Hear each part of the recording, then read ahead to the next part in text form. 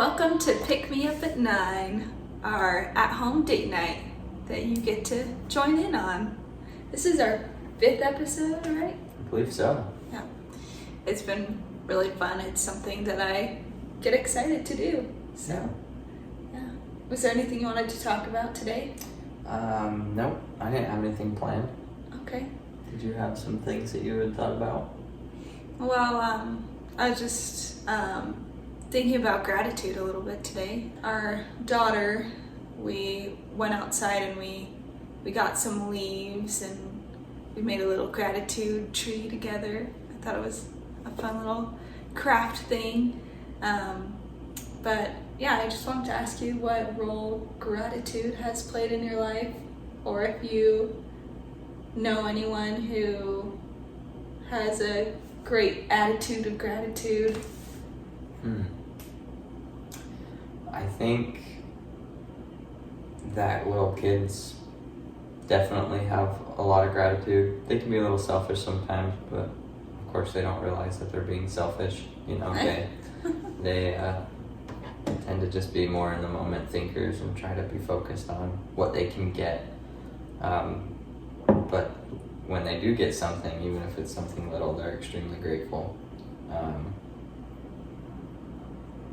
The first part of your question you had asked, what role does gratitude play in your life? I feel like gratitude is one of those things that is not very easy to come by. I feel like you have to kind of force yourself to be grateful at first. Unless it comes to you naturally, then congratulations. But yeah, I think gratitude is one of those things that you have to work on. You have to take the time out of your day, whether it's in the middle of the day or at the end of your day, and kind of write down those situations where you were grateful for something. Yeah, it's really interesting because I feel like, I don't know, with practicing gratitude, it can be easy to say like, oh, well, I don't really need to write down things I'm grateful for or vocalize it. Like, I already know things that I'm grateful for. Yeah. And then we have a sucky attitude throughout the day. But like, since our kids are little, I couldn't think of, well, I couldn't really get them to tell me what they're thankful for. It's not really a concept they understand yet. As simple as it may seem. Maybe our oldest daughter understands it a little bit, but for her, I wrote down snacks, and for our son, I wrote down fingers because he likes to suck on his fingers. But and then I can't even remember what I put down for mine. Peace and quiet. I can't remember. I should remember my own thing. But it was just interesting writing down these things that were like obvious everyday things. But for some reason, vocalizing and writing down these seemingly silly, simple things put a smile on my face and it made me feel better. And I used to do a gratitude journal where you like write down something you're grateful for each day. It's super helpful. I really want to do that again. Would recommend if you haven't tried that. I've done that a few times. It's pretty nice to be able to just write it down. A little bit more clarifying. Yeah. Definitely calms me down. That's for sure. Yeah, for sure. I'm excited for our activity today. We have a treat to go along with our activity because treats are often the activity. These are Tams, and we have a couple of cups of hot chocolate, and we are going to do some Tam slams. Hopefully I have enough hot chocolate. I got a little excited and I've been drinking a lot of my hot chocolate. Oh, they're so melty already. Oh okay. Boy. So basically I'll explain what we're doing and then we'll go into it. That way we don't make as big of a mess as possible. So if you haven't heard of Tams, they're just chocolate wafer treats. And the way that a Tam slam works is you take some hot chocolate, you take a Tam, and then on opposite corners, so they're kind of long and rectangular, you bite on like just a tiny bit of one corner off, and then on the kitty corner, you bite another little bit off, and then you slurp the hot chocolate through the Tim Tam, through the wafer like a straw. Wait, so we're supposed to bite on opposite corners? Mm-hmm. Okay. Yeah, so not like this one and this one, but this one and this one. Okay. I've forgotten how to do this, honestly. And it starts to melt the Tim Tam as the hot chocolate is going through, and it melts very fast. So the trick is to, with no hands, slurp the hot chocolate, get some hot chocolate in your mouth, and then throw your head back and get the whole Tim Tam in your mouth without losing the Tim Tam into the hot chocolate. Chock it, as our daughter would say. Yeah, chock it. So slurp it, then we try to eat it? Yeah, so as it starts to melt, as soon as you get hot chocolate in your mouth, you want to throw your head back and try to get it. I can use my hands though, right? Wait, no? No. So you put it in your mouth, get it started, put it in your mouth, then use it as a straw, and try to hold it with your lips and a little bit your teeth. But I'm telling you now, if you use your teeth, you're probably gonna lose it. This is a challenge. I have to have things explained to me at least 3 times. This is why board games and card games are stressful. Okay, so I'm biting my corners. Mm-hmm. I bet too big on that first one. Bite the tattoo on your shoulder. That's a little better. Shoots off the corner. Okay. Here I go. Oh, are we doing one at a time? We can both do it at the same time if you want. Okay. It's melting in my fingers. Yep. Okay. Ready? Okay.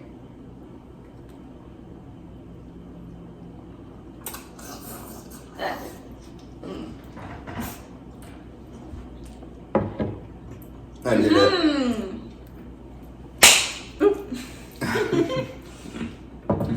She's very The messy. children. Oh boy. I think he was wiggling before we had fun. Okay. Our son is adjusting to not being swaddled anymore. Good times. Good That times. was very messy. And Luckily, I don't delicious. think the camera picks it up. It wasn't as hard as it was the first time we've tried it though. I don't think the hot chocolate is as hot. That is something to take note of if you are going to be trying this at home. The hotter the hot chocolate, the faster the Tim Tam melts. Yeah, because I remember the first time I did this, it was pretty tricky. Yeah, most people lose 1 or 2 on their first try. I'm going to do it again. That was so yummy. Okay. Yeah, these are really good.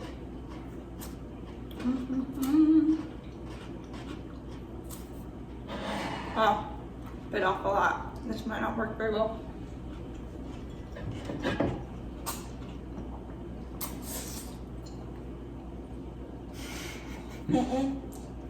Oh no.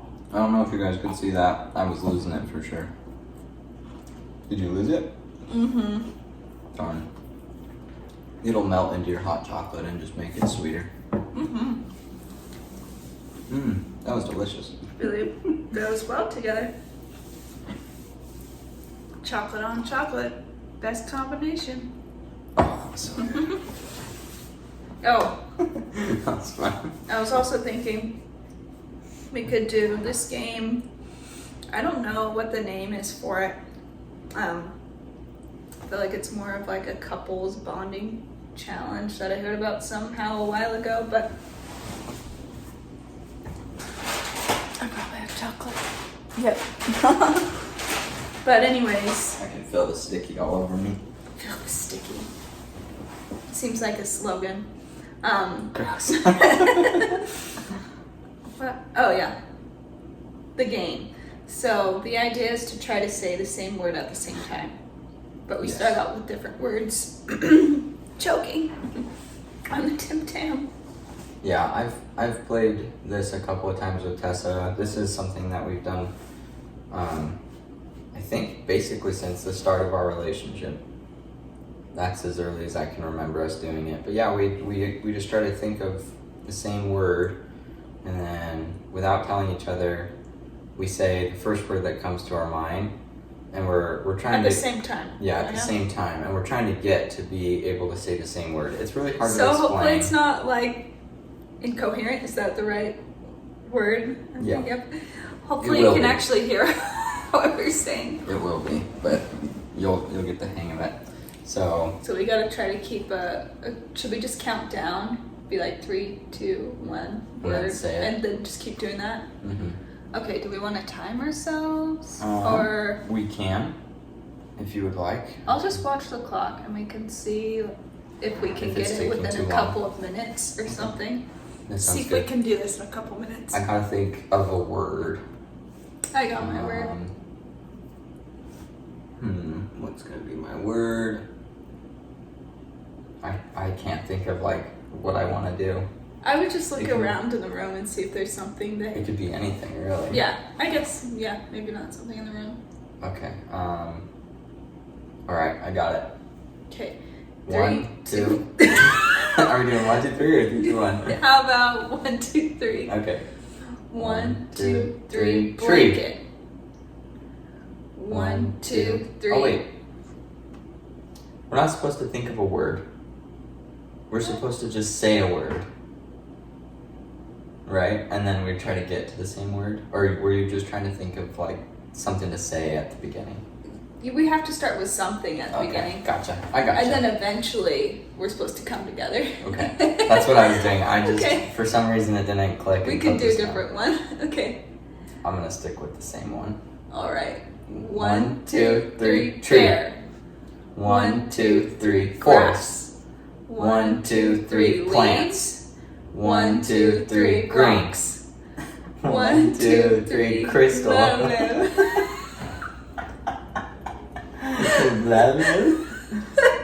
Nothing came to me. Start over. Let's do a different one. Okay. Right. Okay. 1, 2, 3, candle. 1, 2, 3, furniture. 1, 2, 3, couch. 1, 2, 3, tree. 1, 2, 3, oak. 1, 2, 3, brown. 1, 2, 3, bark. 1, 2, 3, fire. 1, 2, 3, charcoal. 1, 2, 3, burnt. I got lost. I was trying to think of another word. This is really difficult. Yeah. Should we try one more time? Yeah. Okay. New word. Alright. I got one. 1, 2, 3, chocolate. button. 1, 2, 3, person. 1, 2, 3, Willy Wonka. 1, 2, 3, chocolate factory. Oh, I was gonna say chocolate factory, and then I Let's kept say it to chocolate because I was like, oh, one word. So we got it. There we go. That's how you play. That's how you know if you're a strong couple. It usually takes quite a few. It usually takes quite a few tries before you get into the hang of like how the game works, and yeah, it's pretty difficult. Yeah, because it's like, do I try to fit more with what you're saying, or do we try to fit more with what I'm saying? I think you're supposed to pick like the relation between the two words that we say. So you have to like listen to what you're saying and then also say what you're trying to say. So listening. It can be a little confusing. A difficult skill.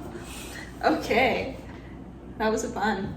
Still a little tickly from the Tim Tam slam. It's a fun thing to say. Tim Tam slam.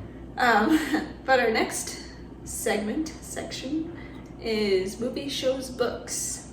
And if you remember last episode, we started talking about community. And that's kind of the fun thing about our show is the shows that we are talking about so far, they're on Netflix. So initially we've talked about Stranger Things, and now we're talking about Community. And I think probably any shows we talk about in the future, it's likely that there'll be something on Netflix or Disney Plus, you know, those popular streaming services. So feel free to follow along, but if you haven't watched Community, you should. It's hilarious, especially if you enjoy pop culture references in general. That's like the whole show. It's like references within references. Super funny. But yeah, there might be spoilers here. Yep, definitely as we spoilers. talk about theories. Here's your spoiler warning. But yeah, there's so much cleverness and just little details and overlap between episodes and seasons, there's been so many theories out there about everything about the show. And so the first time we did, was it the Dean and Jeff? Yep, the Dean and Jeff. Okay, that was our initial a couple of people that we picked to kind of talk about, and now this time we're going to be talking about Troy and Abed. Yeah. The dynamic duo, the best friends. Yeah. Did you want to start with your? I have so You look many, excited. but yeah. So one of the theories that I found was for Troy and Abed being the ass crack bandit. Yes. If you haven't watched the show, you're like, what the heck is this guy talking Yeah, about? maybe explain a little bit. So the ass crack bandit, if you recall or if you don't, is a guy on their community college campus that runs around and he puts quarters in people's butt cracks. Gives you an idea of the vibe of the show. Yeah, it's a little immature at times, but it's hilarious. But yeah, so it's always a mystery as to who it is, and so there's theories out there that it's someone from the original group. And this theory says that it's both Troy and Abed together. And basically, there's a lot. There's a lot that goes into it. But. Oh my. So basically, they're like, well, what about like Abed being super fast, right? We've seen in previous episodes before the Ass Crack Bandit was kind of introduced that Abed is the fastest person on campus, and Annie said herself that like the way that the Ass Crack Bandit went through the school was literally impossible. Like that he would have had to be incredibly fast, and she ran that whole route to crack all three people in one go, and she couldn't do it. It was too long. Yeah, it was like 3 people in 10 minutes or something like that. But in a previous episode, we know that Abed is the most athletic person on campus. He's incredibly fast, and so it's possible that he was able to be that person. And people are like, well, how does Troy fit into this? Troy needed to be kind of the pawn, I guess you could say. I know where this is going. Yeah, I'm sure if you've seen the show, most people do. It's because Troy loves butt stuff. Yeah, he loves butts. He loves butts, everything about butts. And so there's the theory that Troy is also participating, and the reason why he got cracked is because Abed needed to have someone participate to kind of throw people off the scent. Like, oh, well, it couldn't be Abed because why would he crack his best friend? But he was it's a willing both of them volunteer. together. Yep, it's both of them together. They're both doing it at the same time. So Plus, mostly like, Abed. I feel like Troy, because they did this silly thing where, like, Troy acted like he was this victim. Mm-hmm. He was like, wasn't he like in a wheelchair with a blanket around himself? Yeah. Which he wouldn't be if he likes butt stuff. Yeah. Anyway, so it's just funny. So to me, that shows that maybe it was part of the act, you know, because he was like overkill, you know. I think it was. I think we caught the ass crack bandit. A lot of people think it's Annie, which I could totally see that too. Which maybe we couldn't talk about Annie more in another episode. She's weird. Yeah, she's a hoot. I'm trying to think if I had some different ones. A popular one that people talk about is how the show is all in Abed's head. Yeah. Which I kind of wanted to go back to Jeff a little bit, even though that's not who we're talking about.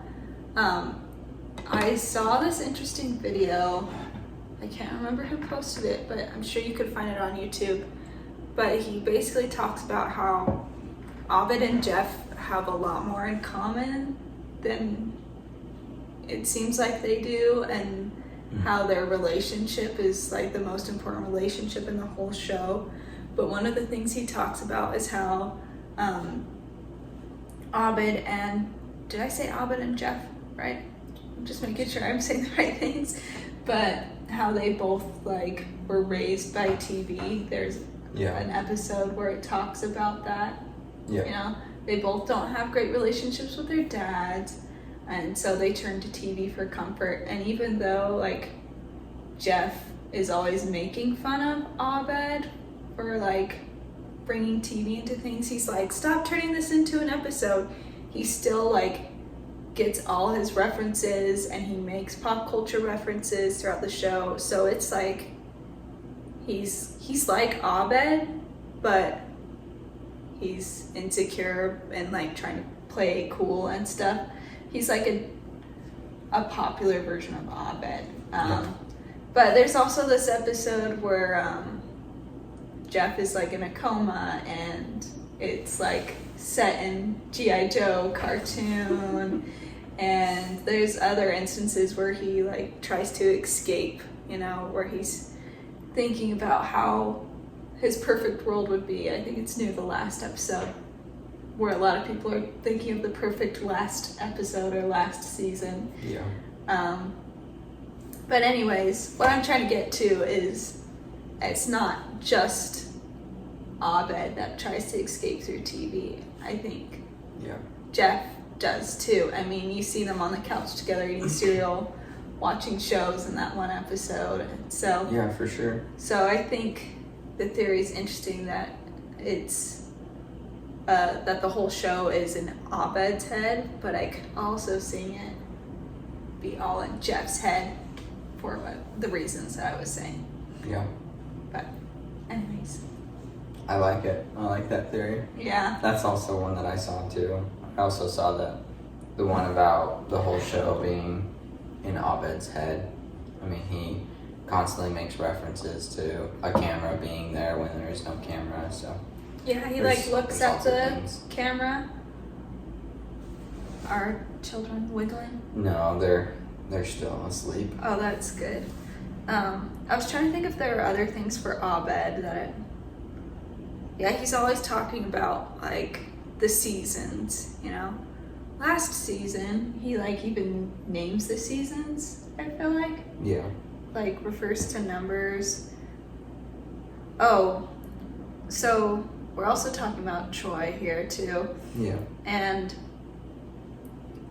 the way that he left the show was kind of abrupt, and I think a lot of people were sad about it, but he ends up going on this trip, right, to sail across the world and to become a man, essentially. And he has one of his idols, I guess, join him. What's his name? Is it LeVar Burton? Yeah. And so he's the guy, Reading Rainbow. And so the first question I had, because they made a reference to Childish Gambino. What's the actor for? Oh, Donald Glover. Yeah. Yeah. So that's his artist name, I guess. He sings, and they made a reference to that with the boat. It had Childish Tycoon on it, so it makes me think: was that just a fun reference, or were they trying to segue into, like, him being a musician in the future? And even though, like, LeVar Burton isn't a musician, he's, like, in the show business, so maybe he was, like, kind of acted as a mentor for him to get into show business. So, like, it's a segue basically from Troy being Troy to then being Childish Gambino in, like, real life. Yeah, that's what I was thinking of. That's awesome. And then also, is he dead? Because what? So there's this part near the later episodes. Where was it? Yeah, it said that it is revealed that Troy had been captured by pirates in the Gulf of Mexico. And I completely missed that. Do you remember that? I don't recall that. So I'll have to go back and watch it, but it says in the analysis of the Quark-based network. So in that episode. So he could have died, or he could just be living life with these pirates. Who knows? Yeah. I'm pretty sure Donald Glover said something about that too, that he could have died. Oh man, that would be crazy. Yeah. I gotta look into that theory. I love the show, so I'm invested for sure. Yeah, gotta check it out. Oh yeah. Were there any other theories you wanted to talk about with Choi and Abed? Those are the only ones that I saw. Maybe there really is Choi and Abed in the morning. They always talk about, like, no one's watching. Yeah. But maybe someone was watching the show. Maybe. I mean, we were, of course. We were. But, yeah. Are we on to our Artsy Wrap-up? Is that what's next here? I think so, yeah. Awesome. So we've been doing poetry so far. Yep. This time around, we're going to be doing song lyrics. So we just picked our own songs and picked lyrics that we like. Did you want to share yours first, or do you want me to go? You can go. Okay. I picked, we recently were listening to a bunch of Mumford & Sons with our daughter. She loves it. And we were listening to Hopeless Wanderer, and I love this song, not just because the music video is hilarious and played by probably my favorite music video. It's up there. It's so funny. Some of the funniest actors. But I did some digging just to make sure that I knew what the song was actually about, and what I had thought was correct. So basically, they had talked about how they were getting famous, they were on the road a lot, and then because of that, they kind of became these wanderers, and they felt like all of their family and friends and their loved ones are kind of being left in the dust, and they're just these hopeless wanderers that are just wandering the world playing their music, and that that they're just kind of on this train and they can't get off and they're leaving everyone behind. So that's what the song's about, and a lot of it kind of culminates at the end of the song when they're all going crazy and jamming out on their instruments. I just picture the music video every time. Ed Helms and What's His Ticket just randomly start making out. Yeah, so funny. But yeah, so basically in the end of it, it says, hold me fast because I'm a hopeless wanderer. I will learn to love the skies I'm under. And I love that line. I love those lyrics. I think that they're really special, which is kind of the whole point of the song, They're telling their friends and their family, hold on to me. Don't let go of me. Don't give up on me. Don't forget me, even though I am this hopeless wanderer. And as for me, I'm going to choose to just appreciate and to love the moment where I'm at, the skies that I'm under currently. I like that. Which I think is great, and especially in the season of gratitude, what better way to just kind of say, oh, I'm just trying to be grateful at this season. Oh, I'm just trying to love the skies that I'm under. So I really, really like that lyric, and hope that you will give that song a listen. And I would suggest listening to the song first if you haven't listened to it before, and then go watch the music video. Because if you watch the music video first, you'll see it every time you hear the song. Well, didn't you say too that the music video is supposed to be like a parody of their other music video? One of their other ones? It's a parody of them. It's a parody of the actual band members. Right. They have a lot of the cliche like folk music video things, like just being out in nature, but then also like being in a barn and the light bulbs. And it's just that's silly. true. Like they're on the boat at one point, and it's like a teeny tiny little boat, and Ed Helms is the guy who's playing the keys, and he can't get the piano into the boat, so he's playing the accordion instead. And there's just so many things, and they end up going crazy on the instruments at the end, at the climax of the song. But then they end up like smashing their instruments in the process and humping them and jumping on them. Good times. It's a great music video and a great song. You should go listen to it. Definitely. What was yours? Well, it's kind of fun. This has happened before, I think, with the first episode. We, either the first or second one, our poems were about similar ideas. Mm-hmm. And that happened again, and it's probably because we have travel on our mind. Maybe not, but... Maybe. Going home for Thanksgiving, so. Yeah, going home, and Devin's graduating soon, so there's this what is in the future for us and where the heck are we going feeling. That's kind of been lingering. It's both an exciting and a little nerve-wracking thing. I'm mainly excited, but it's like, oh shoot. But the song I chose was Ventura Highway by America. Love it. And it came to my head because I think the lyrics are funny. It's one of those songs where when I heard it, I was like, did I hear that right? Like, that's so random. Why are they talking about that? Because there's a line where he's like, chewing on a piece of grass. And then, what is it? Walking down the road. Yeah, there's a part where they talk about alligator lizards in the air and something about a guy named Joe. You gonna stay here, Joe? Anyways, I was like, this is a funky song, so I decided to look into it. And I guess I forgot the songwriter's name, but he was just trying to create the vibe of what it was like to travel from the Midwest to California. Nice.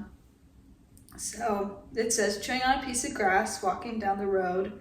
Tell me, how long you gonna stay here, Joe? Some people say this town don't look good in snow. You don't care, I know. So in that part, I think Joe is supposed to be like this old man that lives in the Midwest. He doesn't really care about leaving. Then he talks about Ventura Highway, which is California.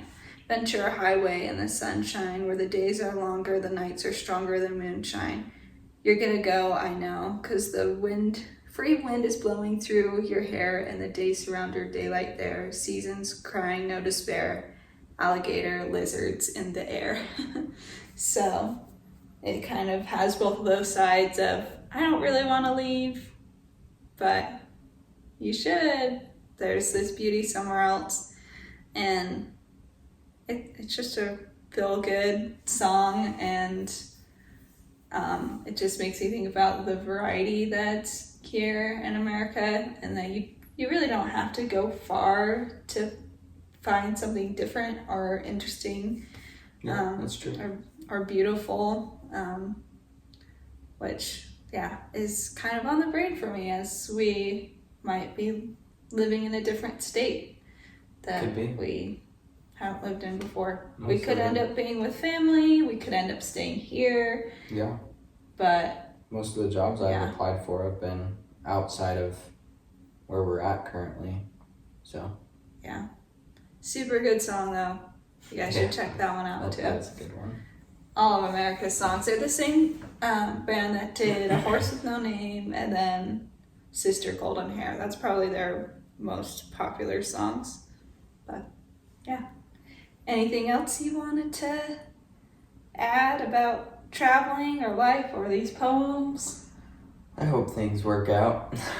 I try to keep that positive mindset, and it can be hard sometimes to try to keep that positive mindset when you're still in the moment, you're still in school, you're just waiting for it to end, and it seems like it's just going to keep going and keep going and keep going, and it just doesn't have an end date, even though it does have an end date, and it's less than a month away. Yeah. So, yeah, that's the thing. It's like either there's so many possibilities, because he graduates mid-December, and so either we are going to hear about a job really close to then and have to pick up and go right away, or we're going to hang out. Yeah, or we have to wait till the winter passes and then try to pick something up in the spring. Yeah. Who knows? I have a business idea that I might be able to use my degree with, and that could be something in our near future. There's a company I used to work for that wants to hire me. There's just a lot of possibilities out there. Yeah. But I will choose to love the skies that I am under. Yeah. And chew on a piece of grass as I walk down the road. Look for some alligator lizards. Yeah. Just kidding. They don't have any around here. No, thank goodness too. Those things are scary. Yeah. I forgot what they even look like. Alligators? Well, these are alligator lizards. Oh, those are like an actual thing? Yeah. I looked it up. I gotta look it up real quick. I think it might be like a slang or a nickname for them, I guess. Yeah, look up alligator lizards. Alligator lizard. Da-da-da-da. There we go. Oh, it is an actual lizard. It's cute. The northern alligator lizard and the southern alligator lizard. So it kind of looks like a type of skink. Or Don't know what it's doing in the air. Yeah, I don't think they fly. I don't see any wings on this mini dragon. So Yeah. but yeah, they're cool looking. They have some weird, some very very interesting scaling patterns. Nice. Pretty cool. Your brain is going into wildlife biologist mode. I just didn't know they existed. Yeah. The more you know. Well, thanks for joining us on our at-home date night. We look forward to more dates with you guys in the future. Have fun and keep the conversation going. Bye. Bye.